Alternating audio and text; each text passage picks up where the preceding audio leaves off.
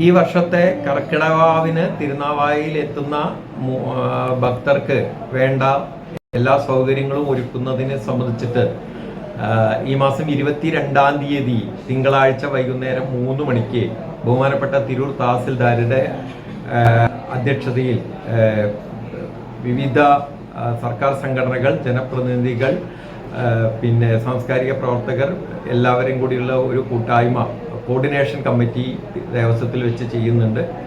ദേവസ്വത്തിലെ 3-4 തീയതികളിലായിട്ട് നടക്കുന്ന കർക്കിടക വാവിന് ബലിതർപ്പണം ചെയ്യുന്നതിന് വേണ്ടിയിട്ടുള്ള എല്ലാ ഒരുക്കങ്ങളും ഉണ്ടാകും. അതിന് മുമ്പായി തന്നെ വാവുബലിയുടെ രസീതികൾ ദേവസ്വം കൗണ്ടറുകളിൽ നിന്ന് ഇഷ്യൂ ചെയ്ത് കൊടുക്കുന്നതാണ്. അതിനാവശ്യമായിട്ടുള്ള പന്തലിൻ്റെ പ്രവർത്തനങ്ങൾ എല്ലാം ഇപ്പോൾ ക്ഷേത്രത്തിൽ നടന്നുകൊണ്ടിരിക്കുകയാണ്. വാവിൻ്റെ വിപുലീകൃതമായ ഒരുക്കങ്ങളെല്ലാം തയ്യാറാവുന്നതാണ്.